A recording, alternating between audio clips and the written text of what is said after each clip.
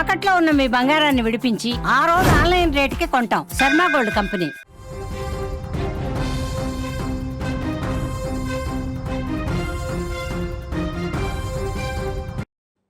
తెలుగు రాష్ట్రాలలో వరుసగా జరుగుతున్న బస్సు ప్రమాదాలు తీవ్ర కలకలం రేపుతున్నాయి.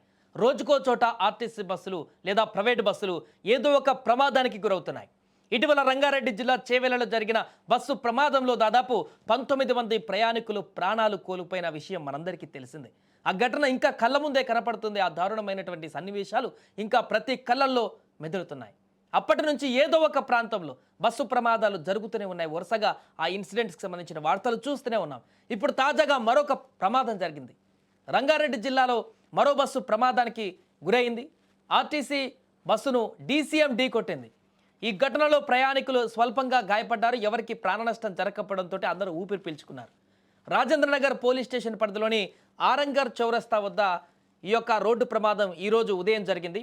షాద్నగర్ నుంచి హైదరాబాద్ వైపు వెళ్తున్నటువంటి ఆర్టీసీ బస్సును వేగంగా దూసుకువచ్చిన డీసీఎం వాహనం వెనక నుంచి ఢీకొట్టింది.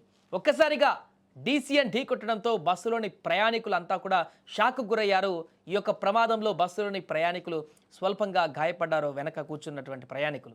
బస్సును డీసీఎం ఢీకొట్టిన వెంటనే భారీ శబ్దం కూడా వచ్చింది. అక్కడ ప్రమాదాన్ని గుర్తించినటువంటి స్థానికులు హుటాహుటిన అక్కడికి చేరుకొని బస్సులోని ప్రయాణికులను బయటకు తీశారు. ఒక రకంగా భయపడ్డారు అక్కడున్న స్థానికులందరూ ఒక్కసారిగా. ఎందుకంటే ఎక్కడ చూసినా కూడా ఇంకా ఆ చేవెళ్ల ఘటన ప్రతి ఒక్క కళ్ళల్లోనే మెదులుతుంది. అలాంటి సందర్భంలోనే ఇప్పుడు మరొక ప్రమాదం వారి కళ్ళ ముందే. అక్కడ బస్సు ప్రమాదం అనగానే ఒక్కసారిగా వారందరూ కూడా భయపడ్డారు.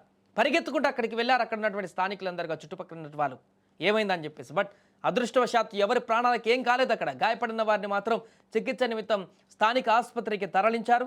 సమాచారం అందిన వెంటనే అక్కడికి రాజేంద్రనగర్ పోలీసులు కూడా చేరుకున్నారు. కేసు నమోదు చేసి దర్యాప్తు చేపట్టారు. డీసీఎం అతివేగంగా వచ్చి ఢీకొనడం వల్లే ఈ ప్రమాదం జరిగిందని కూడా అక్కడ ఉన్నటువంటి స్థానికులు కొంతమంది చెప్తున్నారు. దీనిపైన పోలీసులు వివరాలు సేకరించేటువంటి పనిలో కూడా పడ్డారు.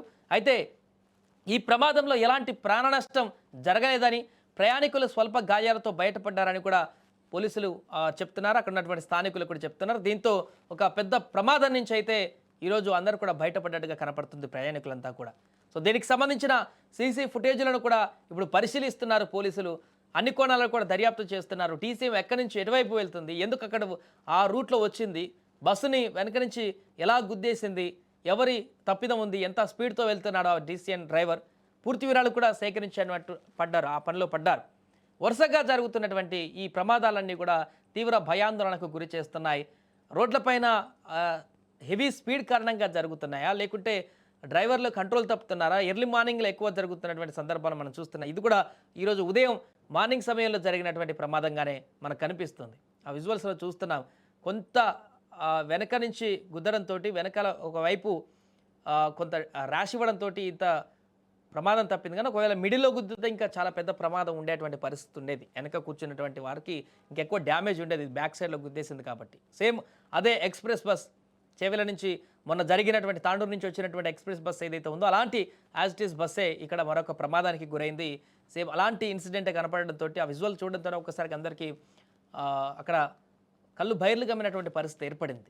అటువైపు వెళ్తున్నటువంటి వాళ్ళు కూడా ఆందోళన చెందారు. అరే ఏమైంది, మళ్ళీ ఒక ప్రమాదమా, మళ్ళీ ఏమైందని చెప్పేసి ఒక తీవ్ర భయాందోళనకు గురయ్యారు. బట్ అదృష్టవశాత్తు ఆ దేవుని దయ వల్ల ఈరోజు ఎవరికి ఏం కాలేదు, అందరి ప్రాణాలు బాగున్నాయి. బట్ కొంతమందికి గాయాలయ్యాయి. వారికి హాస్పిటల్కి తీసుకువెళ్ళి చికిత్స అందిస్తున్నారు. వారు కూడా తొందరగా కోలుకోవాలని కూడా అక్కడ ఉన్నటువంటి వాళ్ళందరూ కూడా కోరుకుంటున్నారు. ఏమైనా కూడా వరుసగా జరుగుతున్నటువంటి ప్రమాదాలన్నిటివి కొంత ఆందోళనకైతే గురి చేస్తున్నాయి.